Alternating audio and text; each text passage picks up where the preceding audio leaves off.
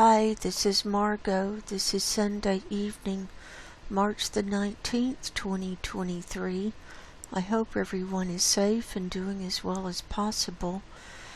And another week has gone by. They're just flying by. I can't believe that tomorrow will be the first day of spring here in the northern hemisphere. Spring equinox is just racing. Anyway, I'd like to welcome everyone to the show tonight. This will be my weekly update that I'll be putting on YouTube. We're going to go over climate related items for the week, including methane and sea ice and earthquakes and other things. And so I'm going to lead off though with this post. Sorry about my voice, I'm kind of struggling here. But this is from National Snow and Ice Data Center, Arctic Sea Ice News and Analysis. This was posted on March the 15th, which was, I think it was Wednesday this week. And the title, Arctic Sea Ice Maximum at 5th Lowest on Satellite Record. So we maxed out. I knew we had, I just wasn't sure the exact date. And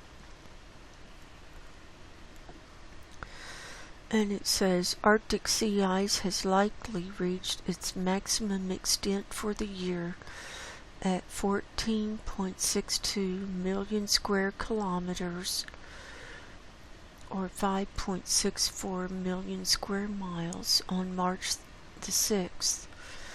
The 2023 maximum is the 5th lowest in the 45-year satellite record. NSIDC scientists will present a detailed analysis of the 2022 to 2023 winter sea ice conditions in the regular monthly post in early April. And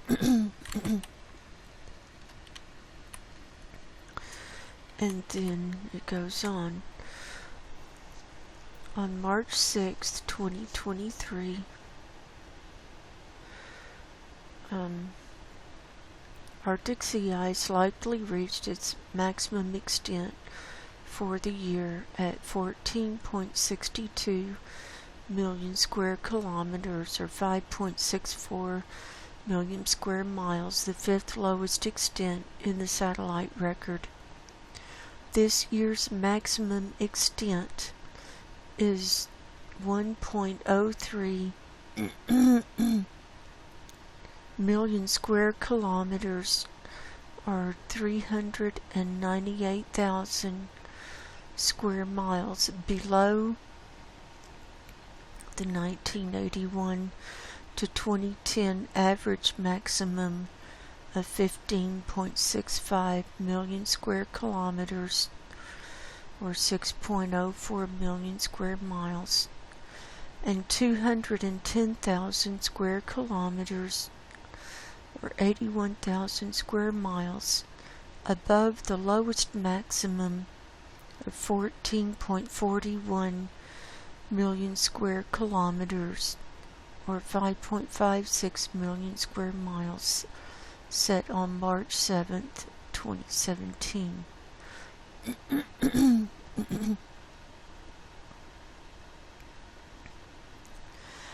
The date of the maximum this year, March 6th, was 6 days earlier than the 1981 to 2010 average date of March 12th.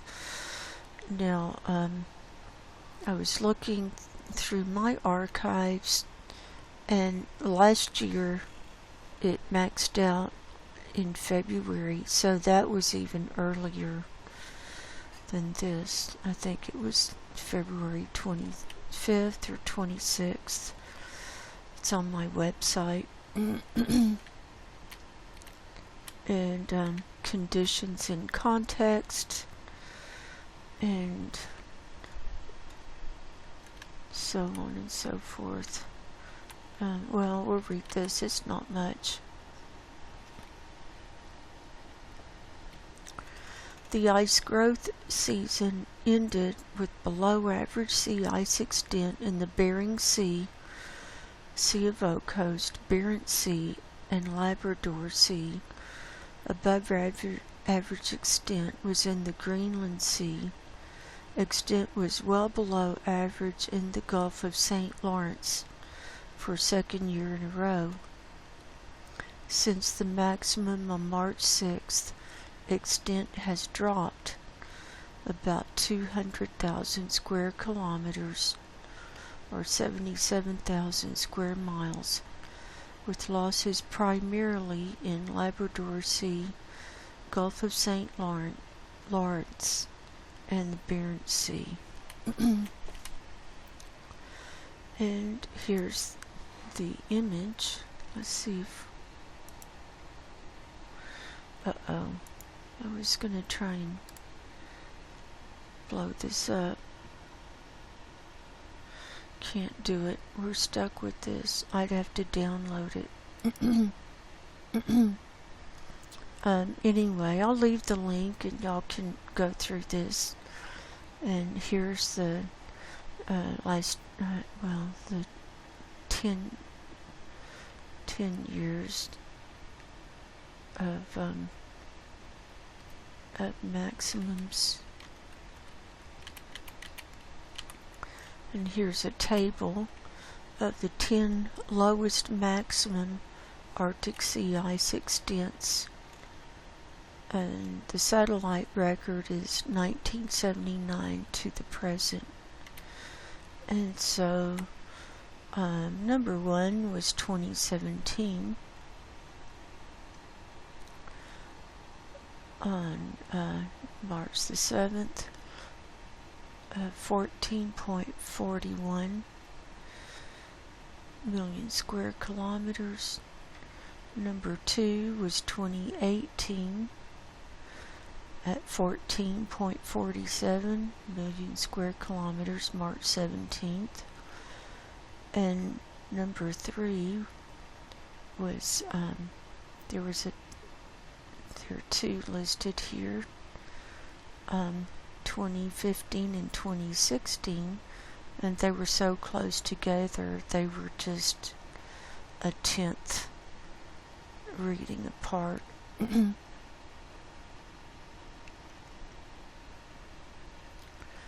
14.51, 14.52 million square kilometers, and the 16th maxed out on March 23rd, and 15th matched out on February 25th. So, that's quite a span there.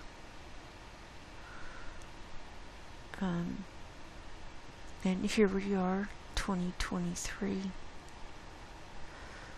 5th lowest, and we maxed out at 14.62 million square kilometers on March the 6th.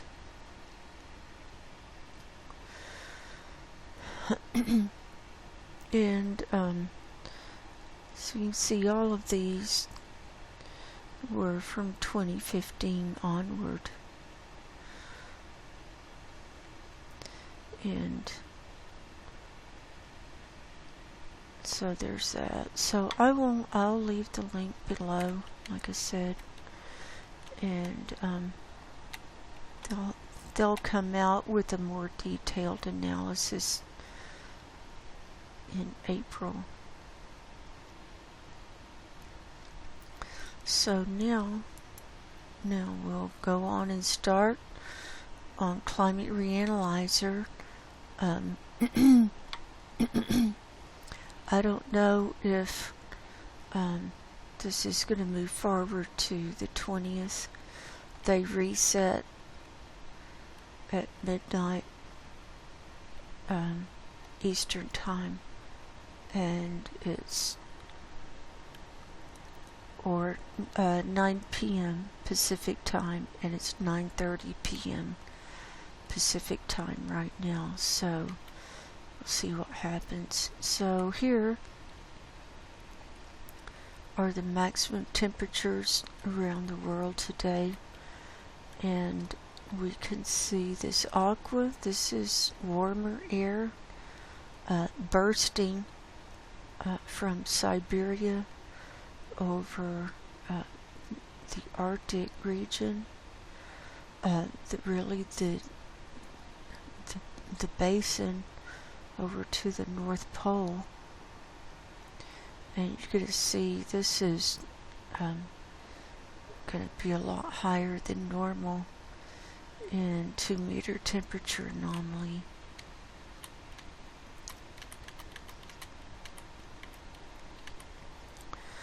And here in the U.S., it's starting to warm up a little on the west coast. Got cold air that's moved across the country, and it's in very cold on the east side.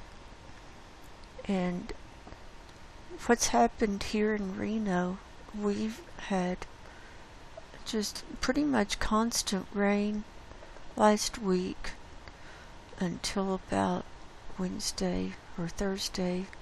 Thursday was the best day, the nicest day, and then we had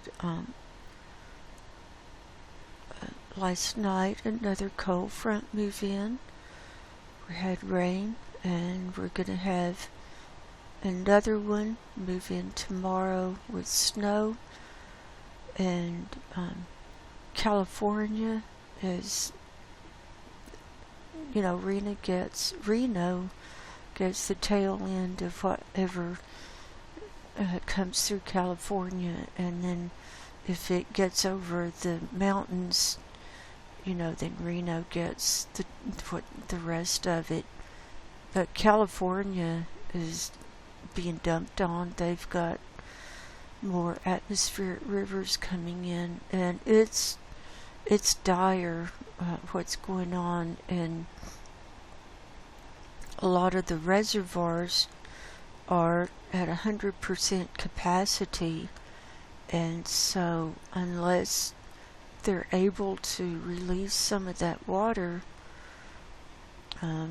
those dams are going to be overflowing, and so that's not a good situation. And whenever it gets to the overflow stage, the dams are prone to collapse because the pressure of the water is just so heavy, and it's a dire situation, and we need to pray for the conditions in California. So here in South America, here are whites, here in Argentina, and up in the northern part, we've got whites across the equatorial region of Africa. Saudi Arabia has some whites. Southern Asia has quite a few whites. Australia, you've got a lot of whites. And the whites are 40 C or higher, or 104 degrees Fahrenheit or higher.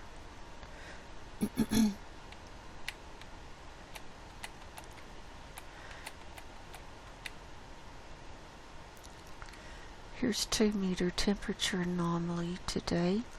See what I'm talking about. We've got reds from Siberia all the way across to Greenland.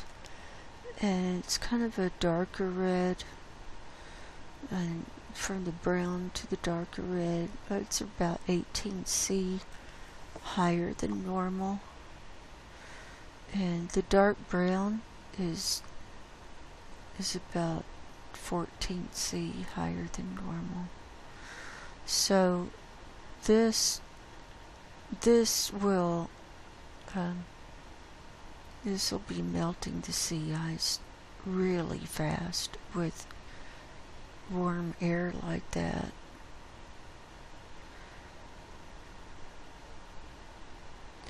Then we've got some cold air next to it, and then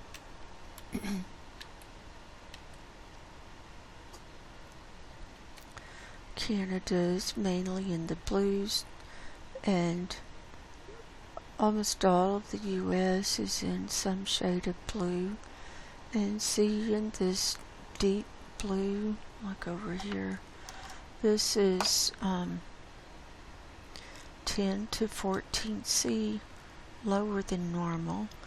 And even in Mexico, you're going to see they're showing snow in northern Mexico today.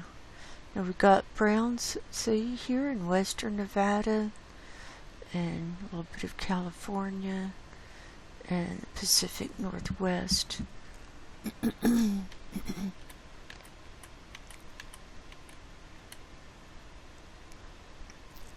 Here's the flat view, and we can see Europe all the way over to Russia is heating back up in the browns. Also the Middle East, Africa, China, southern Russia. See, look at the red there. Australia, and so on. Here's our overview.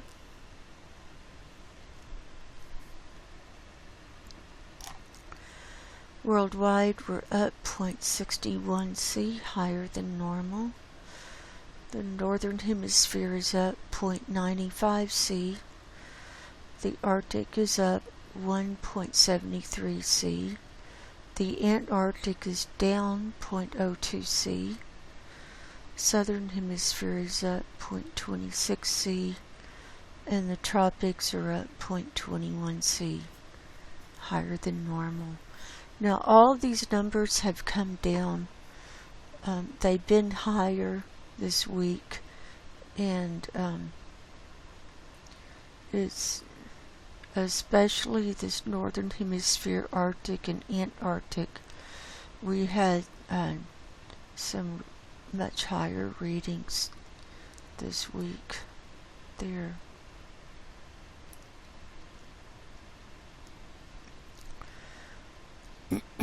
Here's precipitation and clouds. The blue here is snow coming up over the North Atlantic and Barents Sea, and here north of Greenland, also in the Baffin Bay. And then rain. These systems, once we get through with them here in the U.S., they're going to march across the Atlantic, picking up warm water, warm air and warm water, and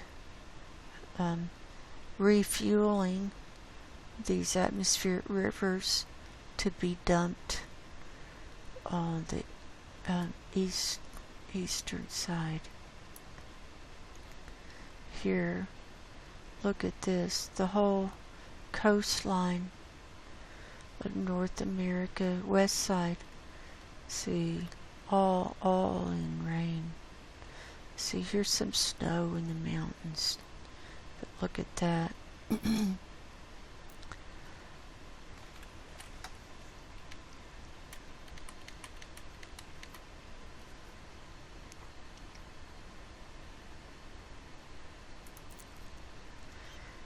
See?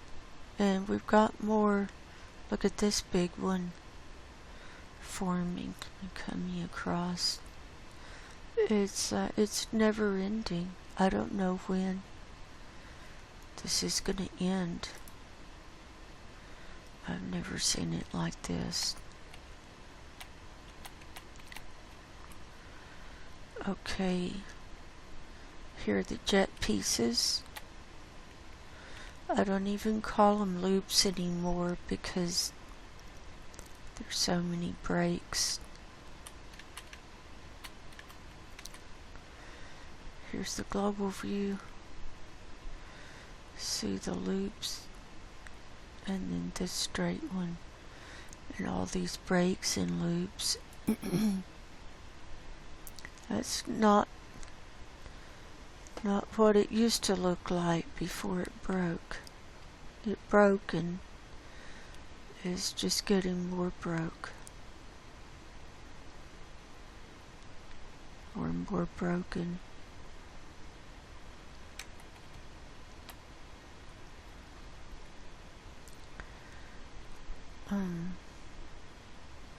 Well, we'll look at sea ice and snow cover in more detail, but I wanted to see the white here. This is just south of Texas. See, that's in Mexico. And there's white through Arizona and a little bit in New Mexico.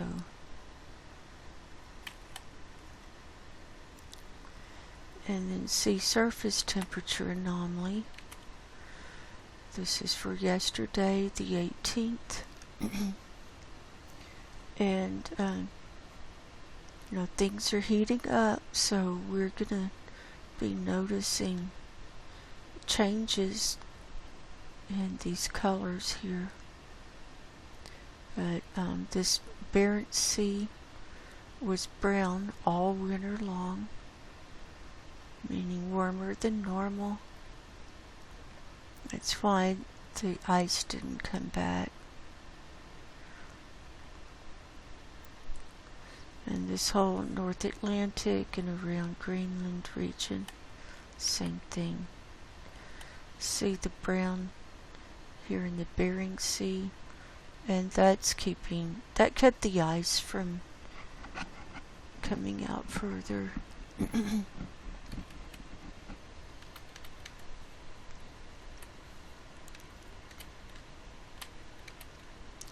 So here's the Pacific view, and see these deep browns, and moving into red now along the coast of South America. And remember how not too long ago all this was in the blues, lower than normal in this equatorial Pacific region. But now it's mainly in the browns as El Nino is coming into play.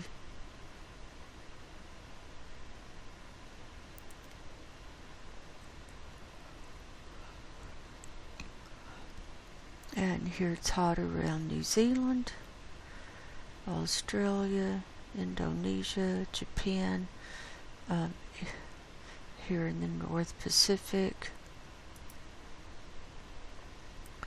We can see the majority of the Atlantic is in some shade of brown.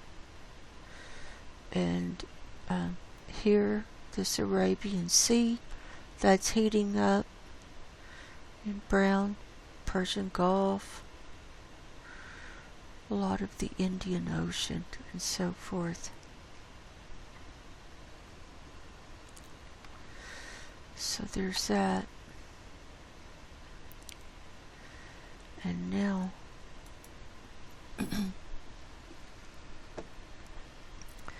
we'll move on to methane, and we're starting with the NOAA methane data for yesterday, the 18th in the morning. Met-Up-B satellite, 1000 millibar level.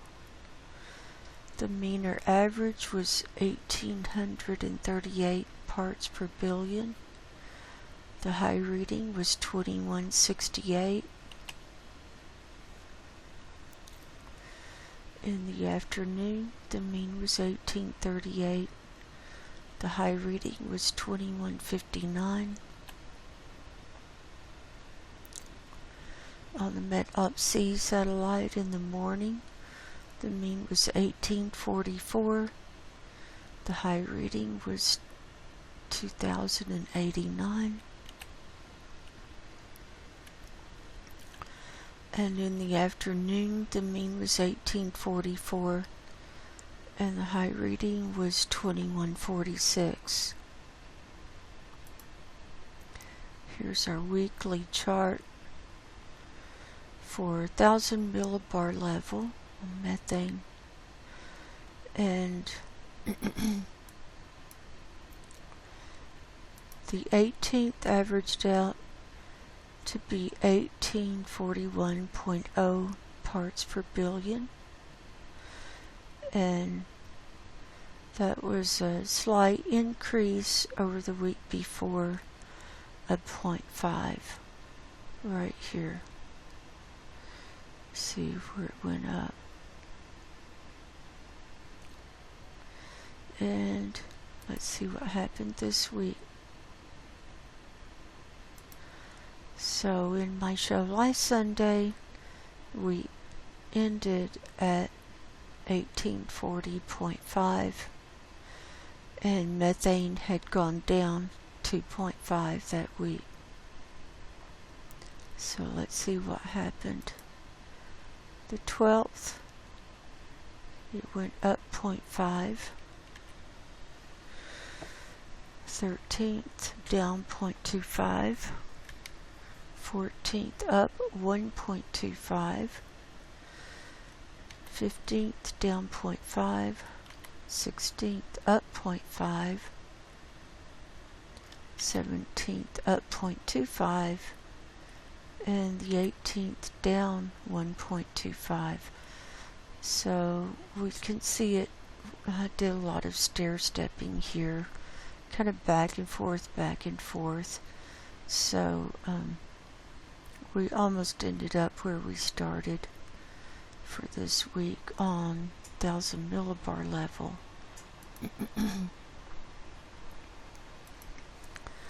Next, moving to the 487 millibar level, back to the Met-Op-B satellite in the morning.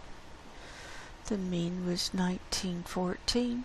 The high reading was 2451. In the afternoon, the mean was 1915. The high reading was 2453. On the Met-Op-C satellite in the morning, the mean was 1879. The high reading was 2228. And in the afternoon, the mean was 1878, and the high reading was 2252.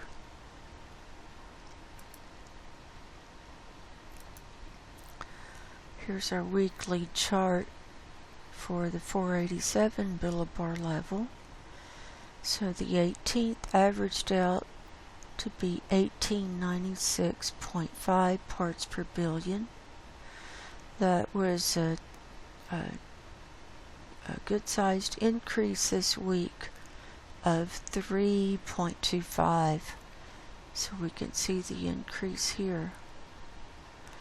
And so it's gone up 4 weeks in a row now. And we're definitely in the rise now. So let's see what happened this week. So last week in my show we ended at 1893.25, and we had gone up 1.25 that week. And then on the 12th it went up 0.25, 13th down 0.5, 14th up 2.0, 15th down 0.75, 16th up 1.0, 17th up 1.0, and 18th up 0.25, giving us an overall increase this week of 3.25. And we can see it went up every day this week except for 2 days where there was a small decrease. So just hang on to your hats with methane.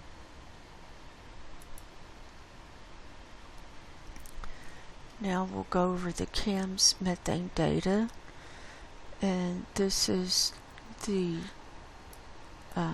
newly designed portion of CAMS, or part of it. New design came out on March the 1st, and I have to say I like it. I really like it. So this is Copernicus Atmosphere Monitoring Service out of the EU, methane forecast, and our base time is for Saturday, March the 18th, valid time, same. Arctic area and surface level to start with.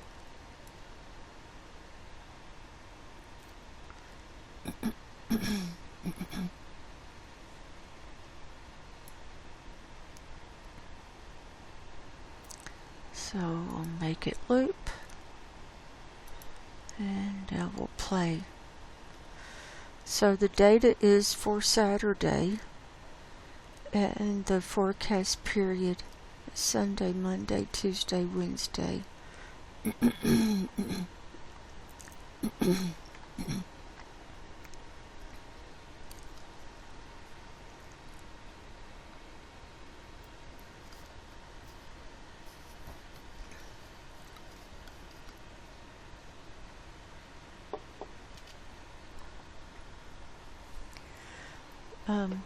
So we can see it coming up through the sea ice, with these yellows.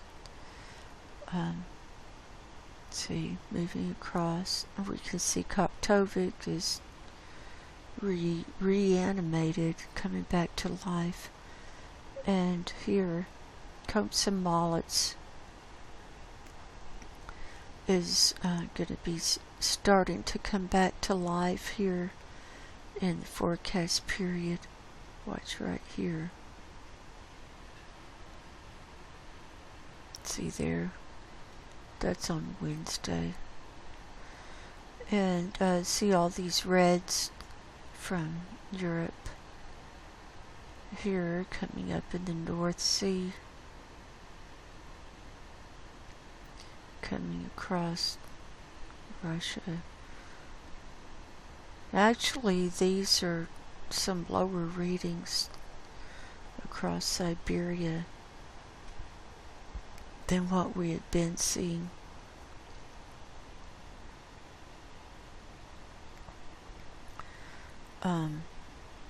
Huge methane releases here in North Dakota. And this up here in Canada, that's in the tar sands region.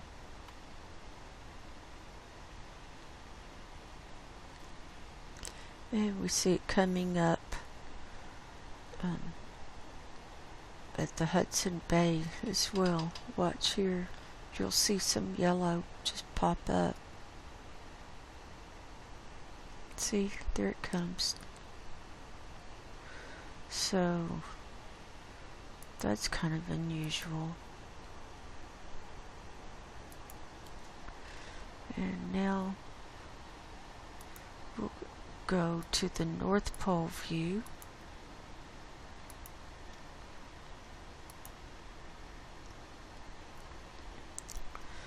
Here we can see most of the northern hemisphere.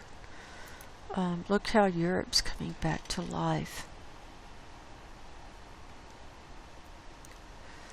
Here's the Persian Gulf, India, and we can see, you know, it's filling up on the interior, but it's not spilling over with those high readings like it had been. And here's China filling up, and Korea, and of course the US. After all that rain and more rain coming, you'll see huge blobs, see huge areas of the heaviest readings. California, that's just kind of a given that that's always going to be super high. Okay, now we'll hop down to the Antarctic.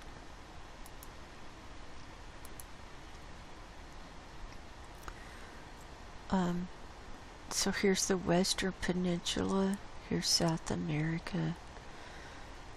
So we're still taking advantage of this lower background reading of 1820 parts per billion with this dark blue, and with that, the next higher reading of 1840,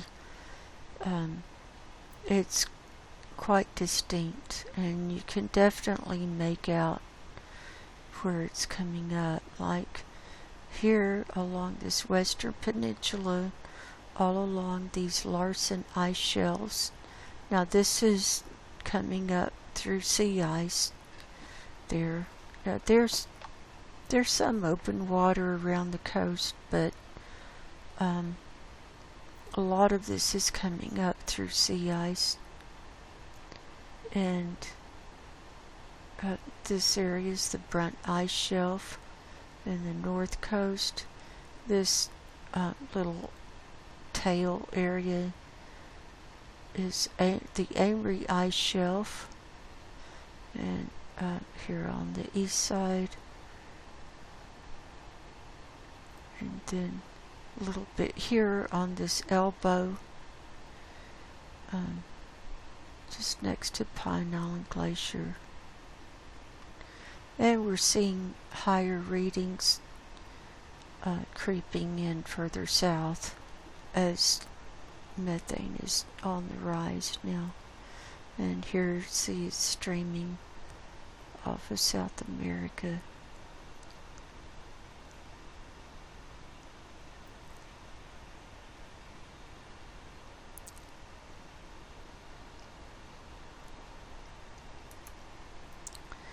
And now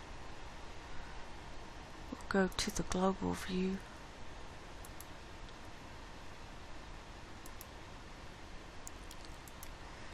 And here in the Atlantic, we can see the higher readings coming in now. See, further south. And same in the Indian Ocean.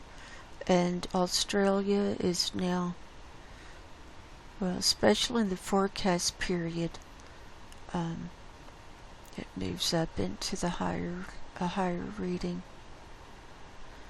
See, it's going to leave the dark blue and move into the lighter, which is 1840 parts per billion. Same thing here in the Pacific.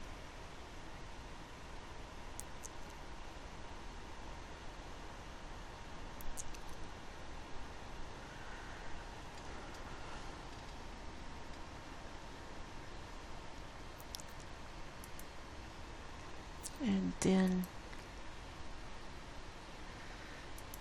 500 HPA.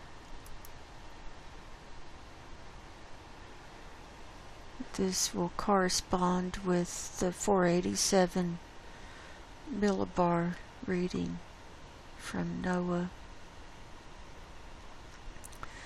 and we can see some lighter readings or lower readings now starting to creep in further north, and the higher readings, it's redistributing as we move into the next season, moving further south. And then total column. Look at this. Here's China coming up to Japan. Here's India, Philippines, and so on. Here we've got some dark spots in South America. Then all these reds.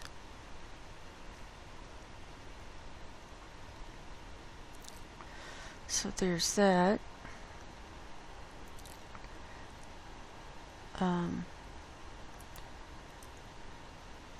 I was going to show, this is, I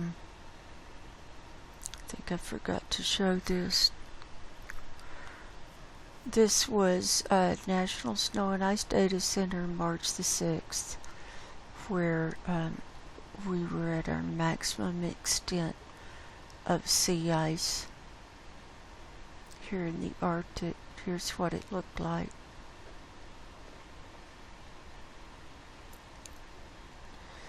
And here's the extent chart for March the 6th.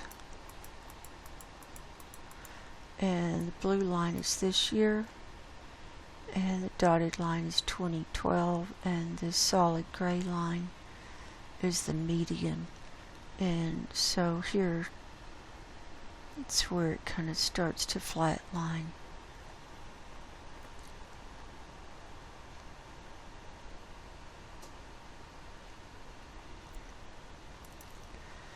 And here's sulfur dioxide today. There is a big release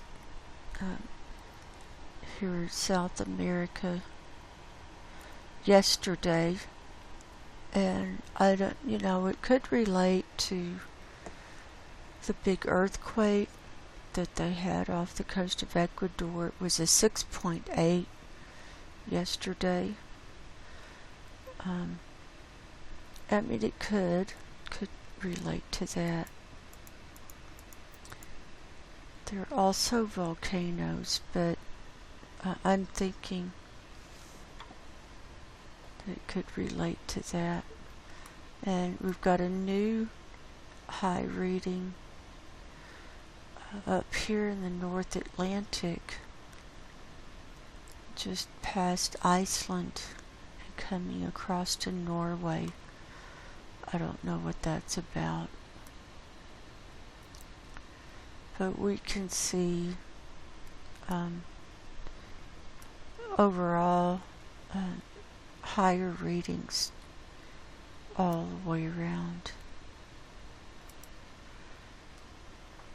Here it is at 500 HPA. This is where it shoots up in the atmosphere real fast, like from a possible earthquake or volcano going off, or even plate movement releasing. I don't know if they've started releasing sulfur dioxide in the atmosphere yet. I know they were talking about it as possible to create a possible dimming effect to block out some of the sun, to try and cool things down.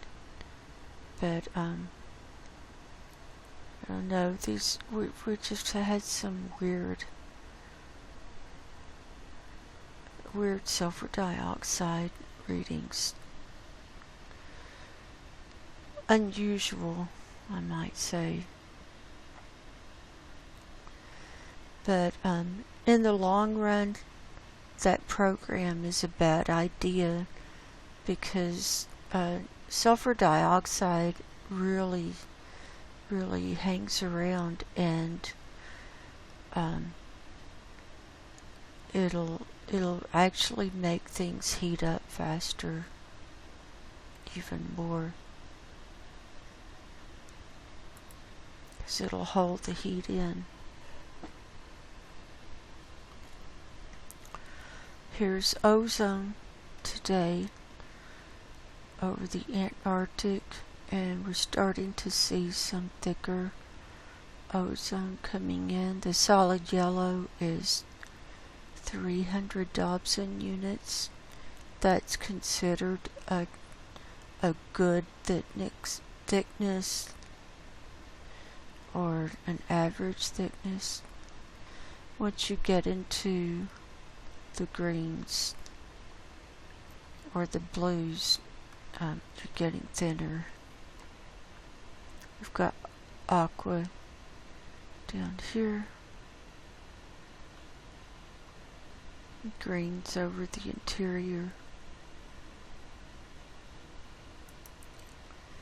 Here's the Arctic ozone, and you can see it's lightened up across the Arctic region. This is where that warmer air is.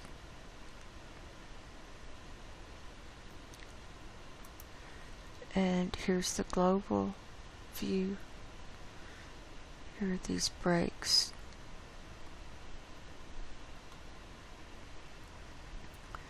And all these greens.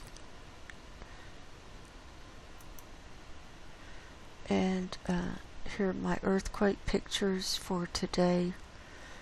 There were 228 worldwide, all magnitudes. We had an Arctic earthquake right up here. Could the sulfur dioxide relate to that? It could. I don't know. And this is an unusual 5.0 in Russia. So here, see, this is between Iceland and Svalbard, 4.1 in the Norwegian Sea.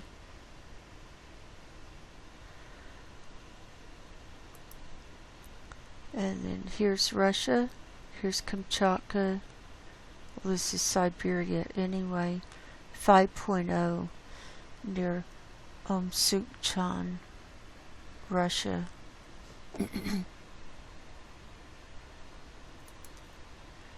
We already saw that. So if we look again at the sulfur dioxide, yeah, this, I'm thinking this could be related to that earthquake, because usually the release is first, and then the earthquake comes. So I'm thinking yes.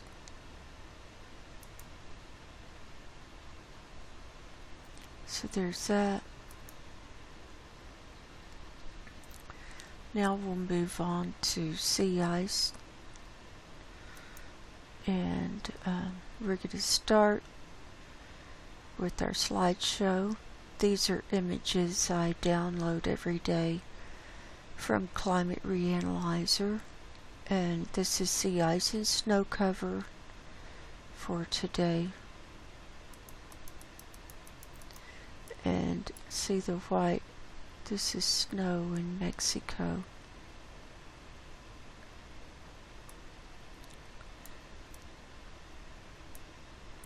And we can see it's melting along this Canadian coastline, and few other areas. I mean, it's just hard to tell. But you'll see as we go along in these models.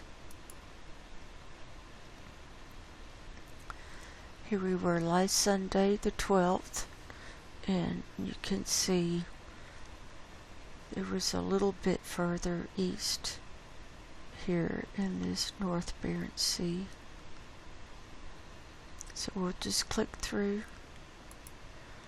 Here's Monday, Tuesday, Wednesday, Thursday, Friday, Saturday.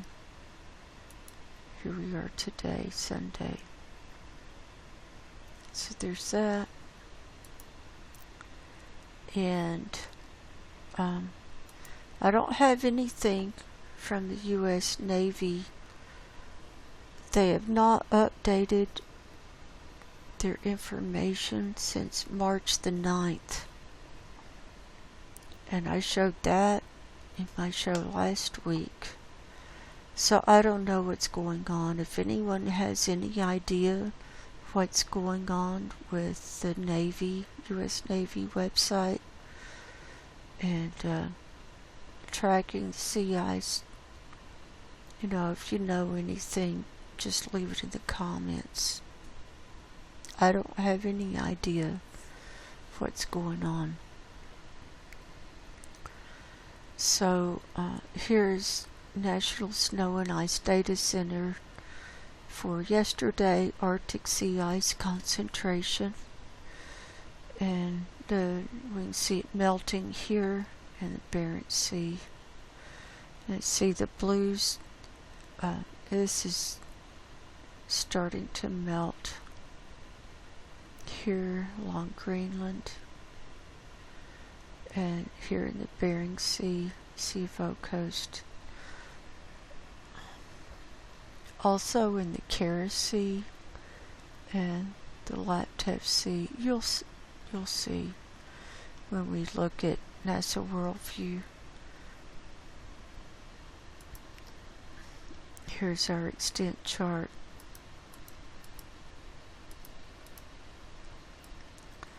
So here's where we peaked out on the 6th. And see, look at the dip. The downward slope already. And right now it's kind of flat-lined. So that's not looking good. And here's the Antarctic.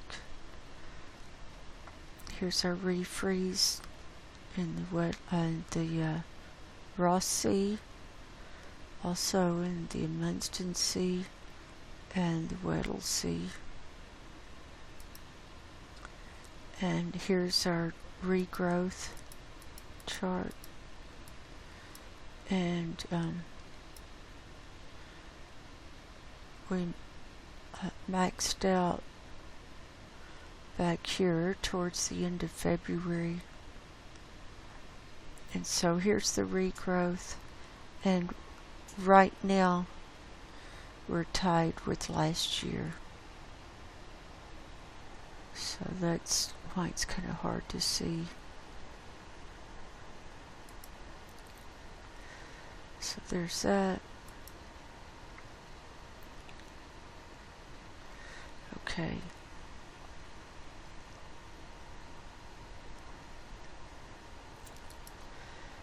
Now we'll move on to NASA Worldview. Okay, here we are in the Arctic, and the black circle is where it's still dark. We can see it's almost all in the sunlight now. And we'll turn on our sea ice concentration.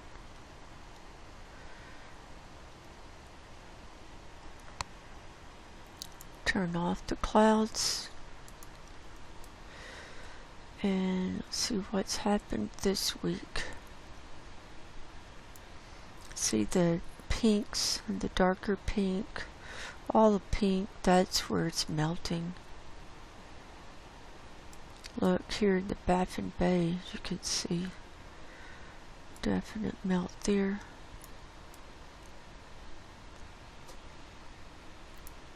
Here, the Bering Sea. So let's go back to last week. Here we were on the 12th. So we'll just click through. Here's the 13th, 14th, 15th, 16th, 17th, 18th, and 19th. So it looks like it had a little regrowth here in the North Bering Sea, but you know, retreat in other areas. So there, that's where that is.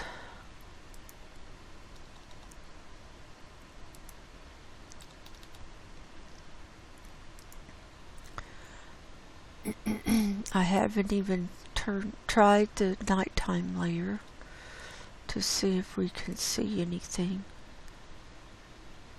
Probably not. Let's see.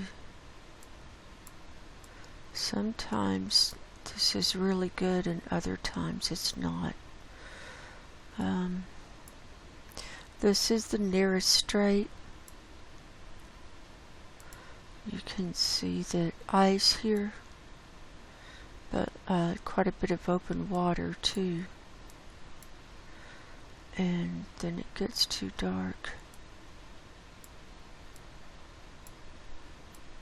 There's Greenland. Can't really make anything out there. Here's Svalbard. Here's the ice edge, see?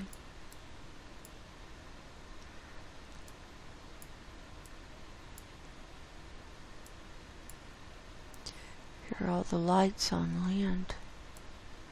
This is the Yamal Peninsula.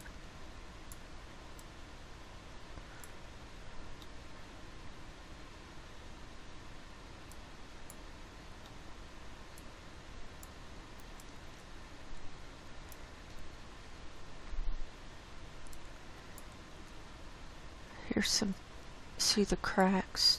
It might be too dark to see. Here we go. This is in the Laptev Sea. There are the cracks. And then it's too dark there. Too dark, too dark.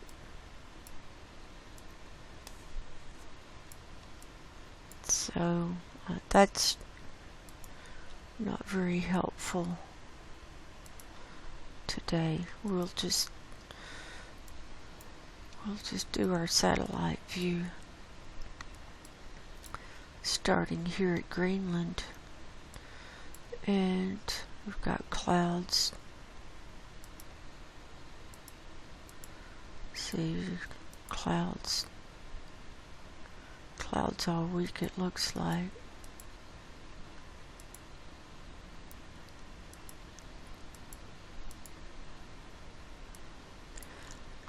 Here's the nearest strait. Can't really make out a lot. And then here's the Baffin Bay. See the cracks. Those long cracks, they're called leads. And they open up first. And then the big pieces come apart, and then it starts melting. Here's the east side of the ice here at Greenland. There's Iceland.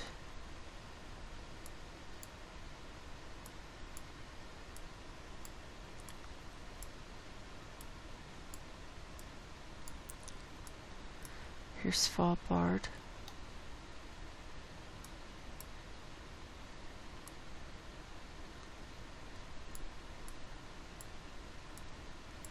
Here's the ice.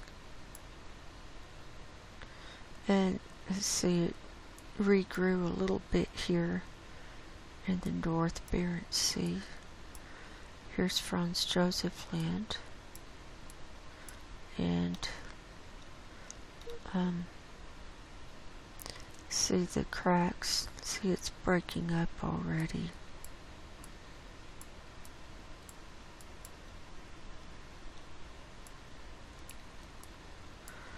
And here's Novaya Zemlya. Here's the Kara Sea. Can't see that much. Here's yesterday. This is better.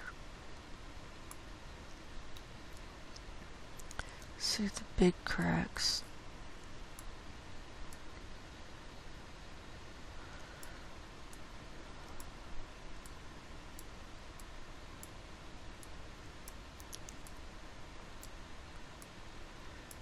And let's see, here's Severnaya Zemlya, and this is Komsomolets.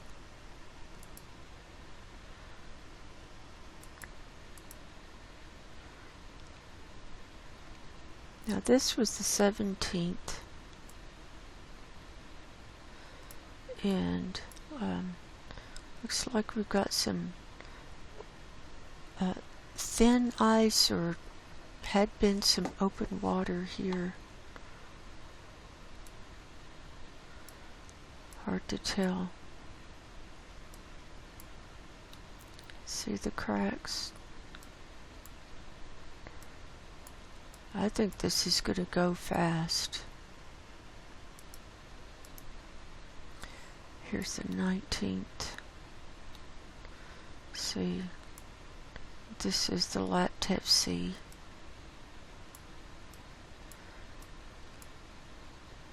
And here's some melting.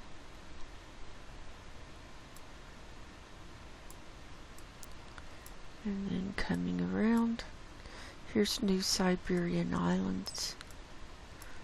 And here's Russia. Here's the East Siberian Arctic Shelf. Or, yeah, Arctic Sea. Look at this. That's coming apart. That's not wasting any time, is it?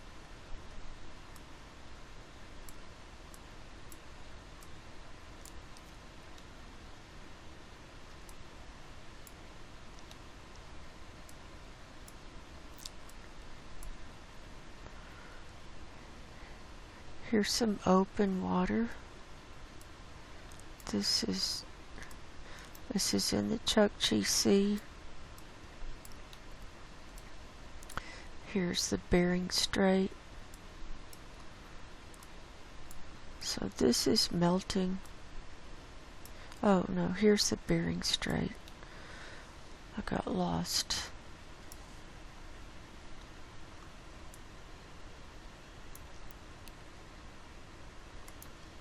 Here's yesterday. See, there's the ice.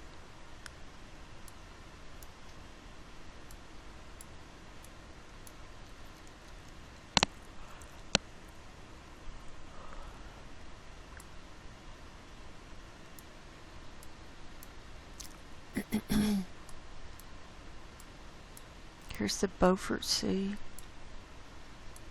Yeah. Here's Barrow.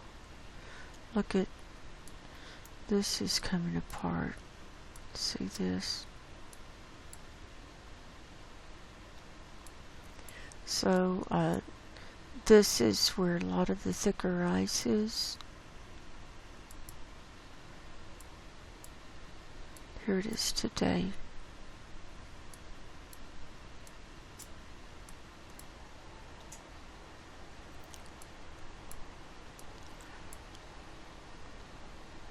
There's Canada. And here's Ellesmere Island.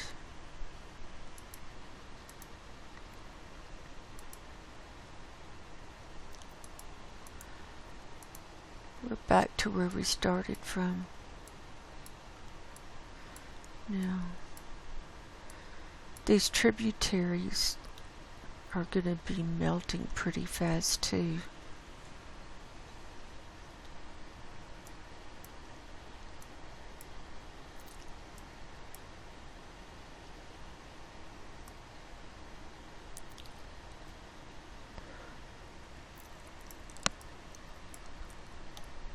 Here's the Hudson Bay.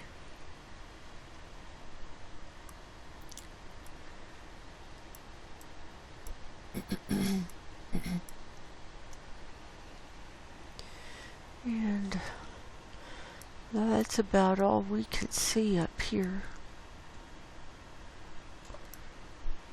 Let's go down to the Antarctic now. So here's the Western Peninsula. This black circle is where it's dark. As the sun is setting, it's getting lower and lower to the horizon. So let's see. Let's find our iceberg we've been tracking, A76. There he is.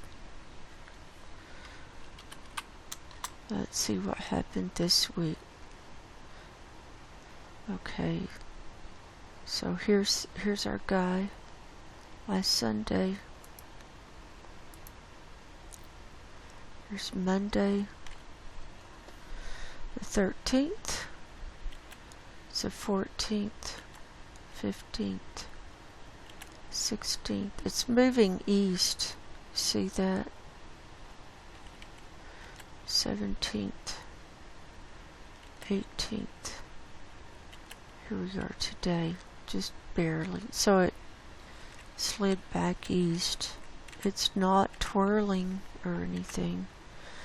Let's see. Still pretty much intact. We can see some larger pieces breaking off here. All these white things, those are pieces that have broken off. And we can see the edge starting to get more jagged instead of straight.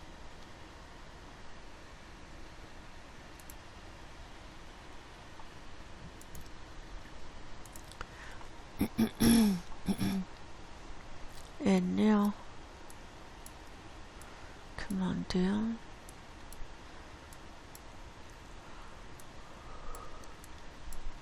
Here's the Western Peninsula and the Larsen ice shelves. This is where we saw the methane coming up on CAMS.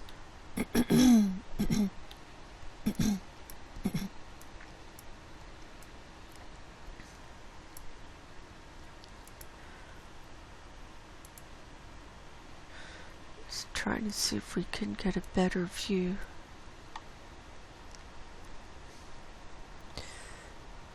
So it looks like it's refrozen here. This is the Larsen C ice shelf. This little area here is what's left of the Larsen B ice shelf. Larsen A is gone.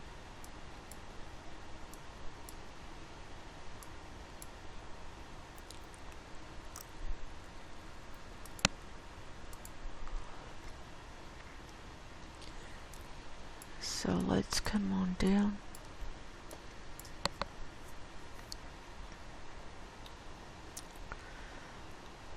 Here's Pine Island Glacier. Now that's one of the best views we've had all season. See? And doesn't look like it calved off anymore, but this is where it had calved off to a couple of years ago. Here's our sea ice refreezing.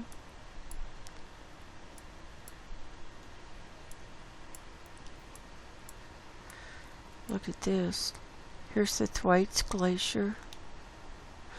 Look at how this is like a line just cut down where it's melted.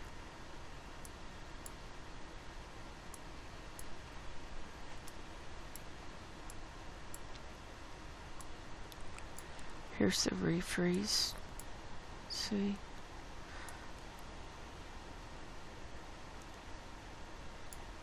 Now some of this was left over from the ice tongue, and now as it's getting colder, they're starting to refreeze and kind of clump together. And here's that big iceberg. That's the biggest piece left out of the ice tongue. Okay, here we can see ice coming in.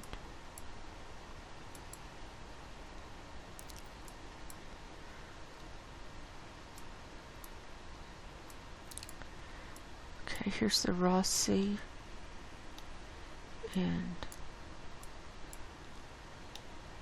there's the ice. Now we've got weird colors because of the angle of the sun. Some of this is shadows from the clouds.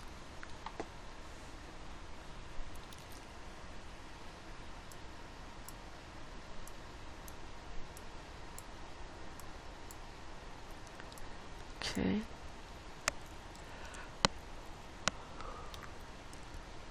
Here's Ross Island. Here's Mount Erebus, the volcano. See the shadow? Here's the shadow on that one. McMurdo Station is right up there.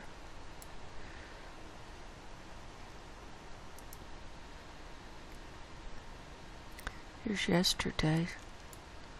That's a little clearer.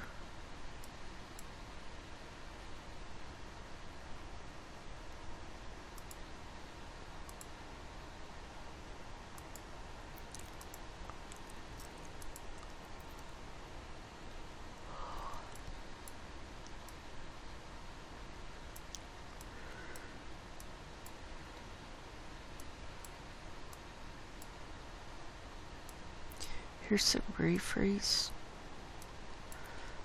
Here's the southeast edge. Here's some refreeze. Here's the Totem Glacier. See, it's refreezing around here. Here's the crack. See, it never broke off this year.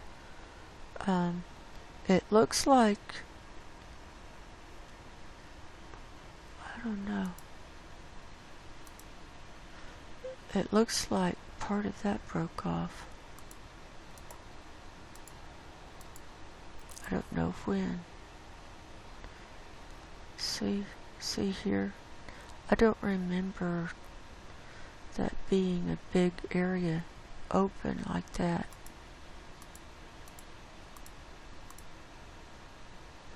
Wonder when it broke off. Let's look at last year. Oh, it was open like that last year, see? See? I don't know. It just caught my eye.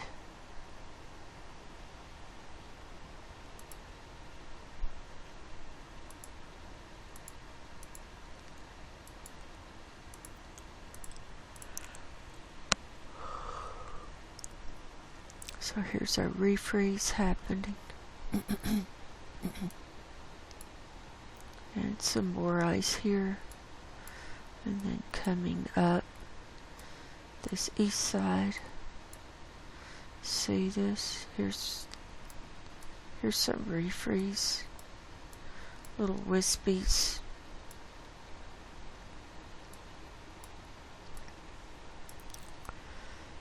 Here's the Amory ice shelf. We've got some clouds here.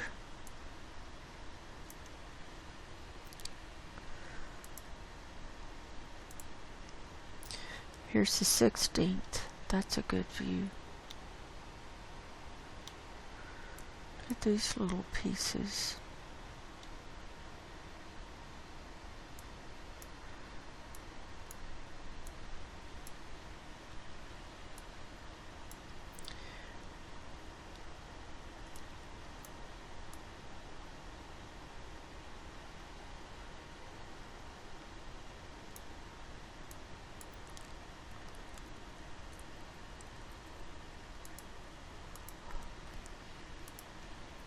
Here we are today.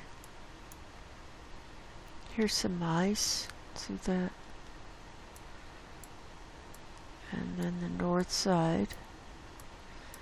Here's a little bit of refreeze. And here's the Brent ice shelf. And this is another area where we see constant methane on CAMS. Oh, it's cloudy.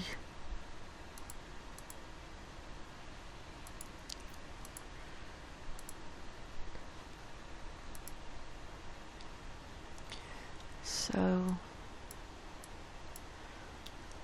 look, this is refreezing.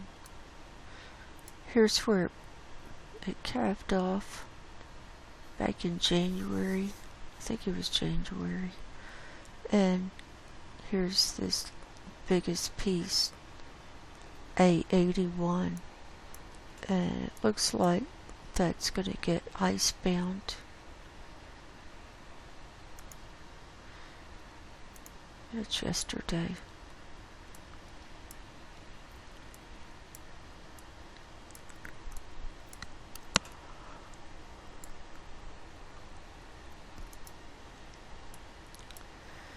And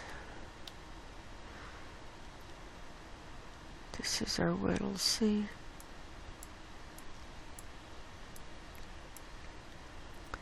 So that's about all we can see there.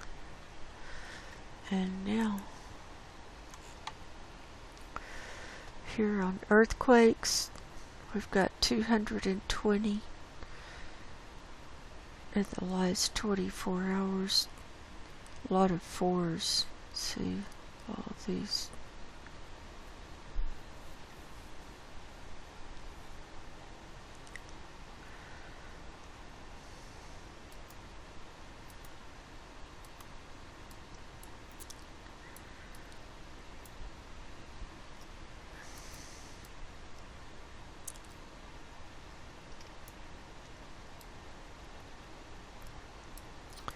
See the movement, see this line? That's the Walker Lane line that's forming. We had, let's see,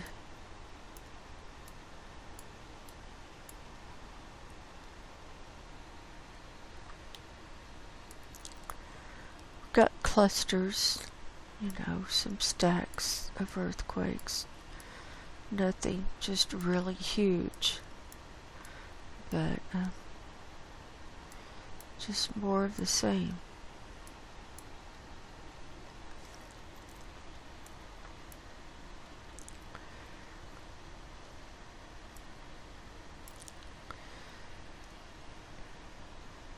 Okay, let's look at last 7 days, all magnitudes.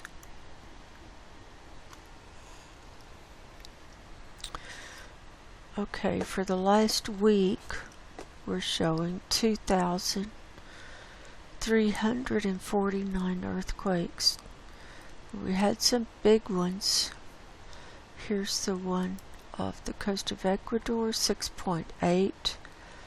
That came in yesterday at 10:12 in the morning Pacific time. Down here in the Kermadec Islands was a 7.0. That came in on the 15th.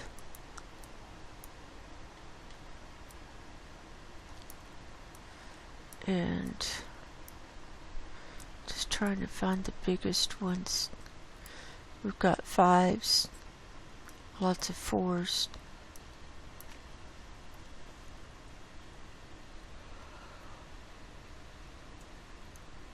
There's 5s and 4s in the Philippines. And, oh, here's what happened this week.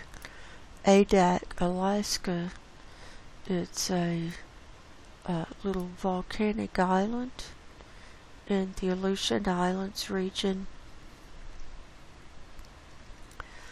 And it's been rocking. It's slowed down, though, right now. Well, this week we've got 472. And most of them are pretty small.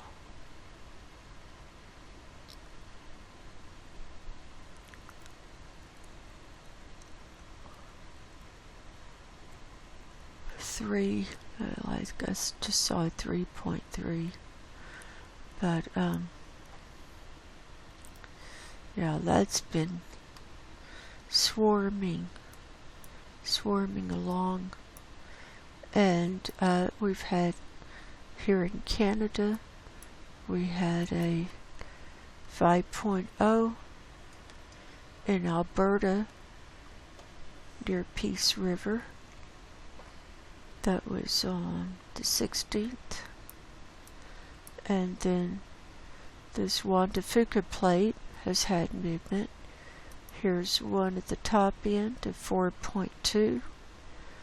And on the west side of 4.3, and then at the base 2.7, and then here at this fulcrum point, really this whole area is has a lot of stress. There were 10 here.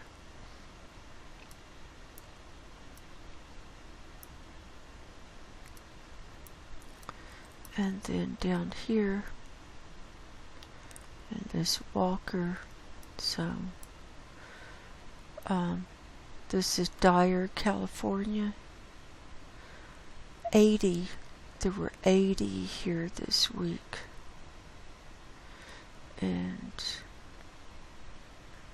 mostly 2s and 1s. And some of them were at like 0 depth or negative depth. And we had some 3s. So that's significant.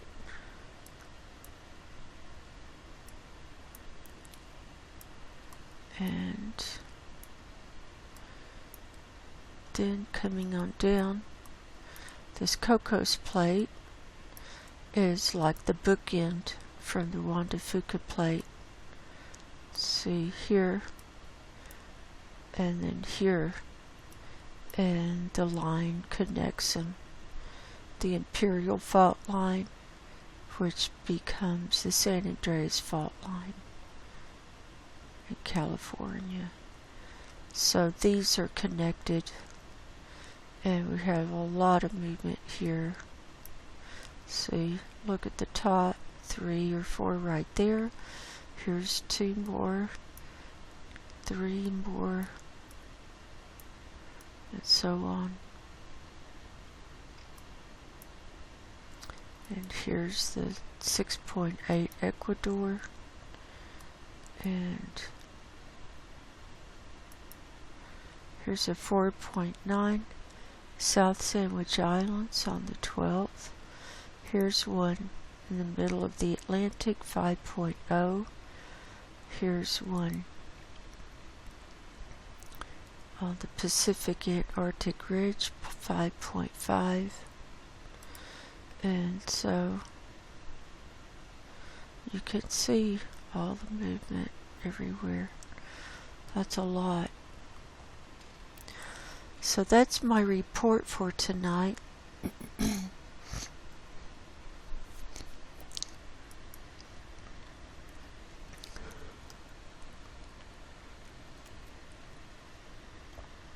And now we'll bring it back to the spiritual perspective.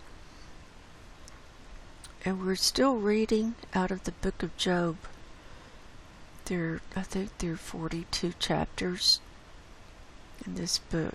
So we're doing one a week here.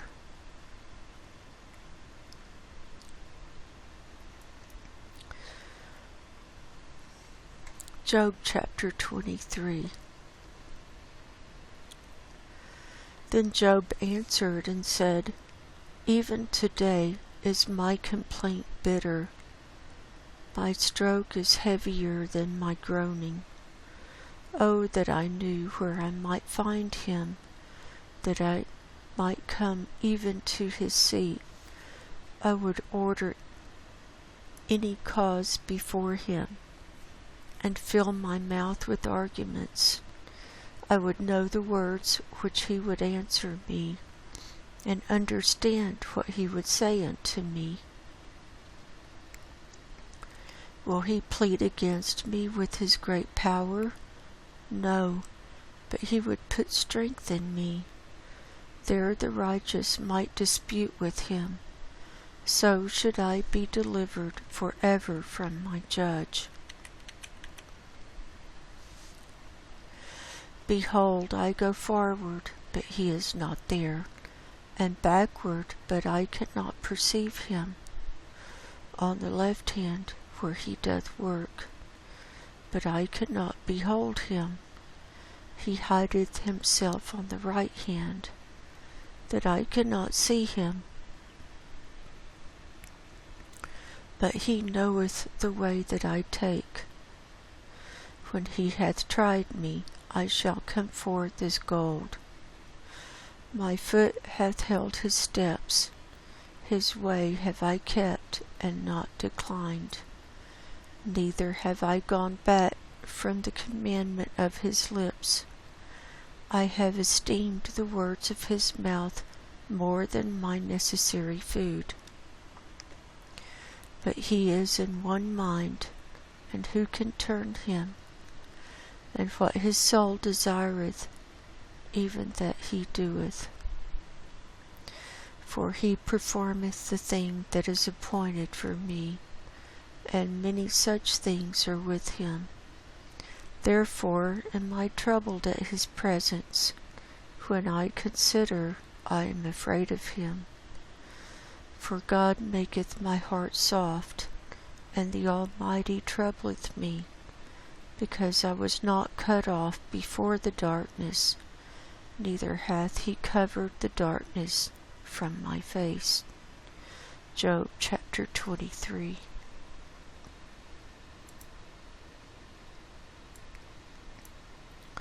So, in the middle of his sufferings, he's saying, where's God? I could see him before all this started, but now I can't see him, I can't sense him, but I know, he's causing this to happen or allowing it to happen.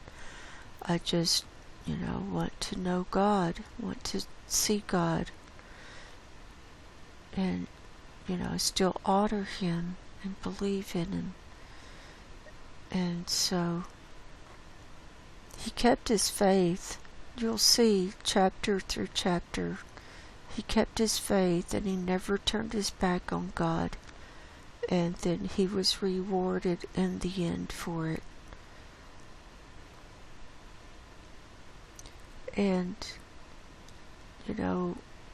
I think our world is just so spoiled now with just thinking that we're supposed to have it easy and we're supposed to,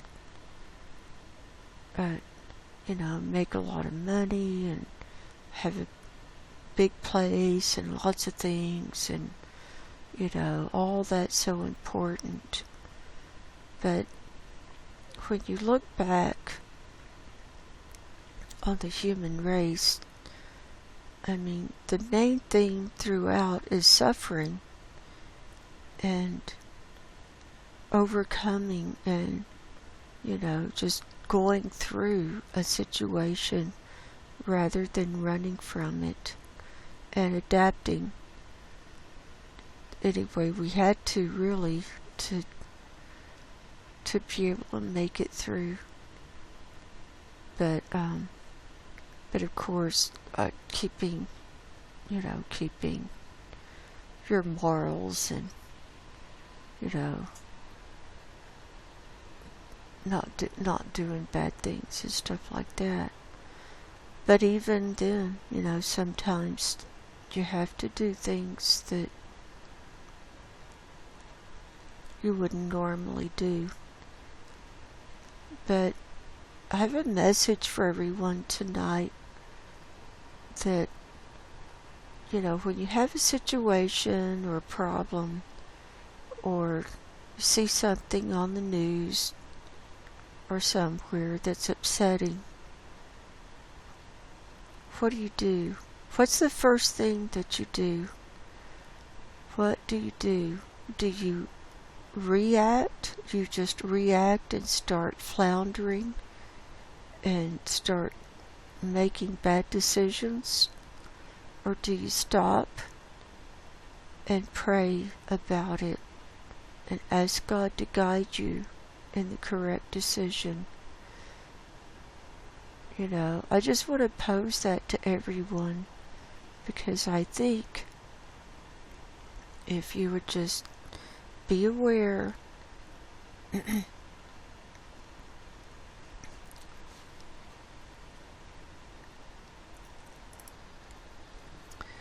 that when you get bad news or have a problem come up, just remember and say, God, how should I handle this? What would be the best way? And let your will be done in this situation.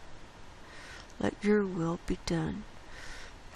And if you do that, I think you might be surprised at how things turn out, because it might be a lot better in the long run, because usually we don't pray first, and then we just start reacting and making bad decisions on bad decisions. And then when we screw it up completely, that's when we pray and start demanding, fix this, fix this.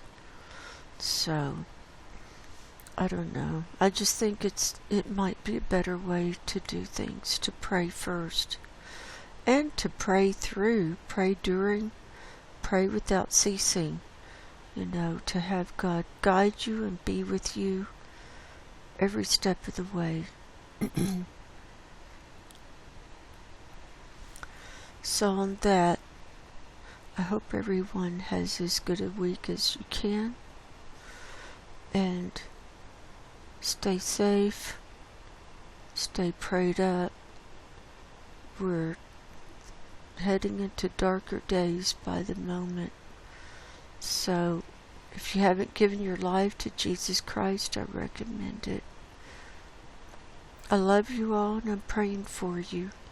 And until next time, God bless you. Go in peace, and I will talk to you soon. Good night.